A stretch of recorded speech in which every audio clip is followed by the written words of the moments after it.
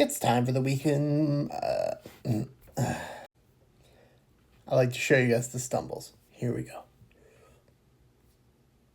It's time for the week in board gaming. This is going to cover Monday, November 11th through Sunday, November 17th.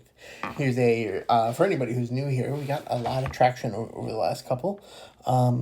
I do a Monday recap of the board games I played last week. This week includes, well, you know what? Never mind. It doesn't really include anything crazy out of the ordinary, but my son and I went to our first board game convention, so we'll talk about that a little bit. But let's see what we played first of all. Mondays after dinner, we try to play a game, either me and my son or me, my wife, and my son. We actually got a couple quick games in this past Monday after dinner. We started out with a little bit of cockroach poker, which cockroach poker is a bluffing game. You're basically passing cards around with these various pictures of different insects and creatures, and you're either saying to the person you're passing to, this is a toad, let's say, that green guy there, or this is a something else, which it's not. So let's say we had this green guy in the end here. You could either pass and say this is a toad, or you could say this is a stink bug. And the person then has to they can pick the card up and look at it, and then pass it to the next person and either confirm or make up a lie about the card to the other person, saying, let's say it's still a toad. They say, this is not a toad, this is a rat. Or they can say, you're lying, and flip the card over. And if they're right, the person who was passing the card has to keep it. If they're wrong, the person who flipped the card over has to keep it. And the object is to either to not have four of a kind here in your collection. So it's a good game, good for kids. Somebody asked me to say, our game's good for kids. This is good for pretty much any age, I would say, as long as they're able to effectively lie. It's fun. We love this game. We also played a little Strike. Strike is a game where you're just rolling dice, and I'm going to run out of time if I have to describe every single game in detail, so I'm going to be as quick as I can. So Strike is a game where you're rolling dice, and if the dice in your tray match, you get to keep them. If they don't, they stay in the tray, and you are allowed to roll dice one at a time until you want to stop or until you make a match. If you roll all matches in the tray, you take all the dice out, and then the next player has to roll all their dice, and the object is to not run out of dice. Another great game for kids because it's just rolling dice. This is probably the only time I'll ever do a play of a game that I played solo. My copy of Fromage came in from Kickstarter. Fromage is a worker placement game about making cheese. The components are incredible. The board's incredible. The gameplay is incredible. I haven't yet played it with other people live and in person. I have played it in BGA. But everything about this game just fucking rules. It's so good. I'm going to try it with my son. I don't know what age I would recommend it for. My son's 9, but he's pretty good at playing board games and understanding them, even if he doesn't get the strategy. So I'm going to try it with my son, but I haven't gotten to yet, so it's hard to say what age I'd recommend it for, but it's so good.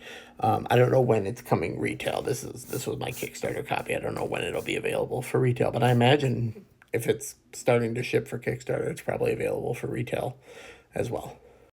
And now we get to the convention. We played this co-op game called Ghost Fighting Treasure Hunters, which was a really good kids co-op game. It's pretty simple. You're rolling dice and you're moving into rooms to get treasure. And if the rooms get 3 or more ghosts placed in them, then they are haunted. And if you are found in a room that's haunted with a gem, you're frozen there until somebody defeats the haunt. So we were lucky enough to never have to deal with that. And we just ran out of time because we had other events to get to at the convention. So we didn't quite finish the game, but we were real close. We would have won if we'd had time. This was really exciting. I got to have my kid play in his first D&D game. It was just a one-shot that was designed for kids 7 to 12. And I played, it was actually, he was the only kid who played. Signups were pretty low, so it was me and another adult that was helping the DM, and so he played a character to fill us out, and then one other parent whose kid decided last minute not to come, so the parent came. It was fun. Matt, my son, loved it. He's like, he really liked D&D, so I'm gonna try to put a campaign together. Then we played Sorcerer and Stones. This was a what you would call this game, I guess. I still am learning the mechanics thing, but essentially you're playing cards that allow you to move these tiles around with these cubes on them, and you're trying to match cubes on the tile that you're on to collect them, and then when you get a set of a designated color, you get artifacts. And in the basic game that we played, it's the first person to collect 4 artifacts wins. It was me this time. I was the winner. I think. Was I the winner? I was the winner. We then played Rafter 5, which is a dexterity game where you're stacking these rafting planks using these little wooden guys of various shapes and weights and these treasure chests to try to weigh them down.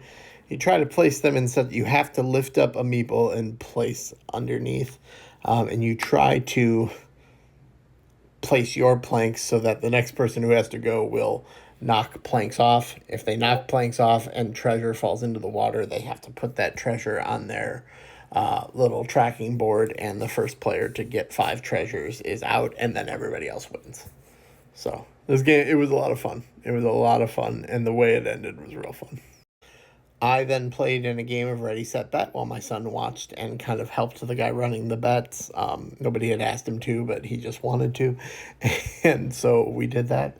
And that was, Ready, Set, Bet's great. I've talked about it a million times. It's a good time. I did so bad in this game. So bad. And I would say, Ready, Set, Bet's good for kids that are 9 or 10. It's fine. It's gambling, but if you're okay with that, gives you an opportunity to teach them math, a little multiplication, stuff like that. So it's fun. It's going to be a good I might take it to Thanksgiving this year. We'll see. And then to end the night at the con, we dipped into a couple games that we didn't finish, so those are not included here because I believe only if you complete a game did you play a game. I played a homebrew game of The Muppet Show.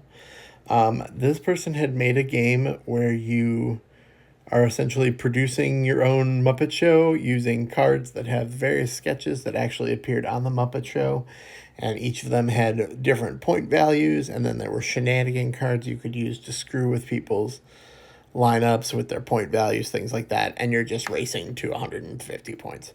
The game was really well researched, pretty easy, pretty basic. I wouldn't say oh my god, it's a work of art, but I really appreciated the amount of work that went into it. The components, for being homebrew components, were really nice, and just the amount of research that went in. There were some real deep cuts in it. So props to this person for putting the game together. They'll never get to sell it because of licensing, but what a labor of love. And then last night, or yesterday afternoon, my son and I played Boss Monster 2, which was one of the games that I won bought in the auction that happened at the convention. They had a thing where you could sell your games either in bundles or by themselves, and they auctioned them off. I spent $70 and got a pretty good haul of games, most of which I didn't really mean to buy. They were just in the bundle, but I'm excited to try them out. And you can take a look there. That's what I got in the auction. Not pictured, is covered up by King Domino, is a travel Blockius game as well. But yeah, I'm excited to try all these games out, to be honest. And that is this week in board gaming. I would love to know what you played. What should I be playing? What are you excited about this week? Tell me about your board games. Or anything else you want to tell me about. If you watch movies that are good, I just started watching The Fast and the Furious. You can see that on other TikTok series that I'm doing right now. So go check that out too. Marketing.